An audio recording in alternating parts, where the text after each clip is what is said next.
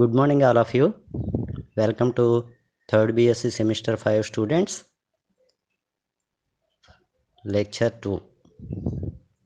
My name is Naiman VVSN Murthy, lecturer in physics, SKBR College, Amlapuram.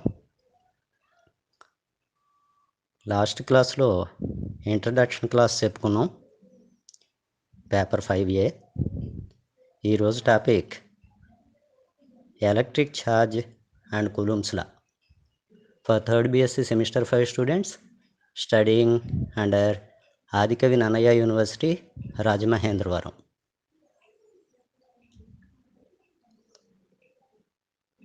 Semester 5లో physics 5A electricity, magnetism and electronics. ఇందులో unit 1 start చేద్దాం. ఇవాళ electric field intensity and potential. First fundamental basic ఏమిటంటే, ఇందులో మనం high school level నుంచి చదువుకుంటున్నారు మీరంతా కూడా. Electron theory. ప్రతి సబ్స్టెన్స్ కూడా యాటమ్స్తో మేడప్ అయి ఉంటుంది. యాటమ్ లోపల సెంట్రల్ కోర్ ఉంటుంది, దాని పేరు న్యూక్లియస్. న్యూక్లియస్ లోపల పాజిటివ్లీ ఛార్జ్డ్ ప్రోటాన్స్ ఉంటాయి, ఛార్జ్ ఏమీ లేనటువంటి న్యూట్రాన్స్ ఉంటాయి, ఛార్జ్లెస్ న్యూట్రాన్స్. వీటిని న్యూట్రాన్స్ అంటాం.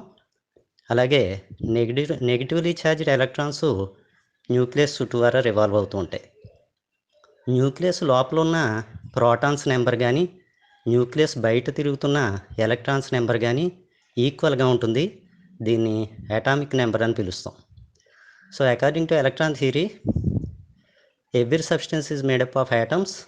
Atom consists of central core known as nucleus. Nucleus consists of positively charged protons and chargeless or neutral neutrons. Negatively charged electrons are revolving around the nucleus.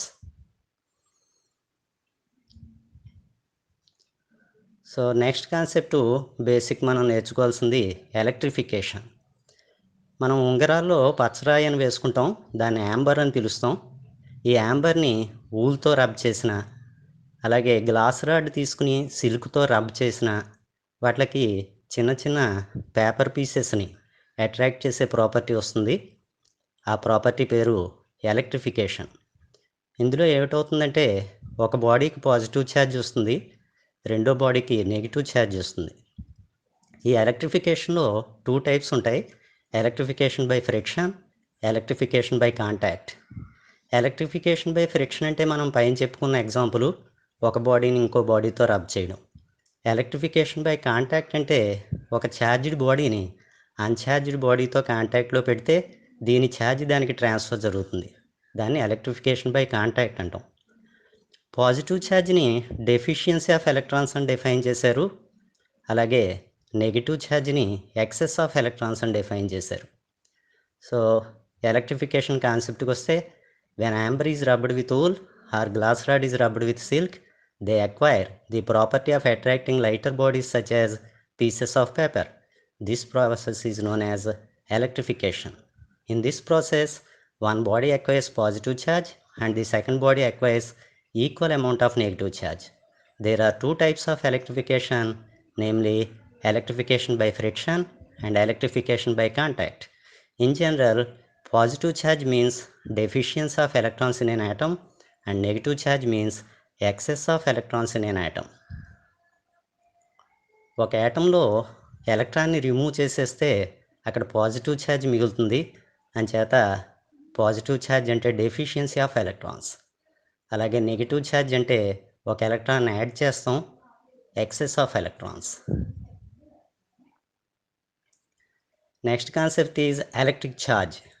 ఇక్కడ ఈ process నుంచి మనకి observe చేసింది ఏమిటంటే, 2 types of electric charges అని తెలిసింది: positive charge, negative charge.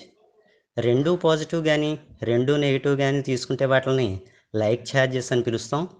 1 positive 1 negative తీసుకుంటే వాటిని అన్లైక్ ఛార్జెస్ అని పిలుస్తాం.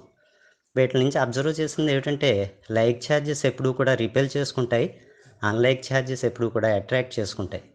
కాబట్టి 2 ఎలక్ట్రిక్ ఛార్జెస్ మధ్యలో రిపల్సివ్ ఫోర్స్ కానీ అట్రాక్టివ్ ఫోర్స్ కానీ ఎగ్జిస్ట్ అవుతుంది. ఈ ఫోర్స్ని కూలుంబ్స్ లా అనే లాని యూజ్ చేసి క్యాలిక్యులేట్ చేయొచ్చు. ఛార్జ్కి unit coulomb. So electric charge కాన్సెప్ట్కి వస్తే, it is observed that there are two types of electric charges. They are positive charge and negative charge. If both are positive or both are negative, they are like charges.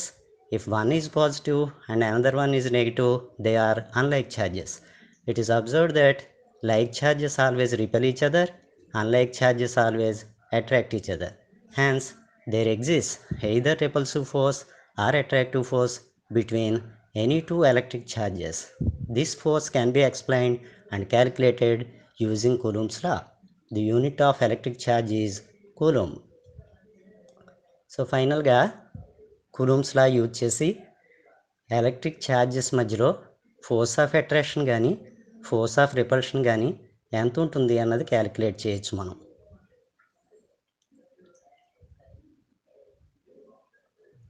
ఇప్పుడు Coulomb's law చూద్దాం. రెండు electric charges తీసుకుంటాం. ఇందులో electric ఛార్జెస్ని Q1 Q2తో represent చేసాం డయాగ్రామ్లో.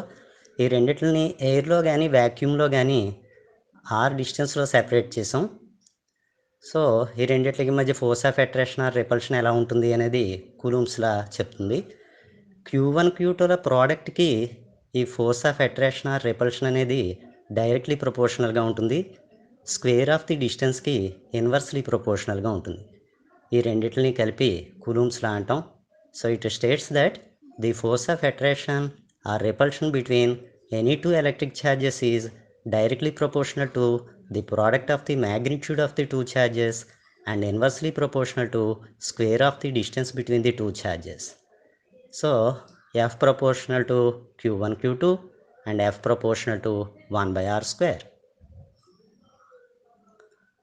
Product of the two charges ki directly proportional, square of the distance ki inversely proportional.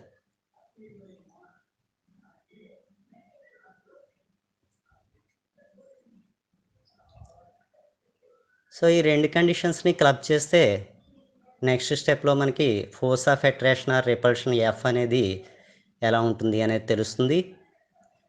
F proportional to Q1 Q2 by R square is equal to రాస్తే ఒక proportionality constant వస్తుంది 1/4πε0. ఈ 1/4πε0 అనేది proportionality constant. దాని value 9 × 10⁹ ఉంటుంది. Units newton metre square per coulomb square. ఇందులో ε0ని permittivity of free space అంటాం. ఫ్రీ స్పేస్ అంటే ఎయిర్ కానీ వ్యాక్యూమ్ కానీ తీసుకోవాలి. మధ్యలో ε0 value 8.9 × 10⁻⁻12 coulomb square per newton metre square.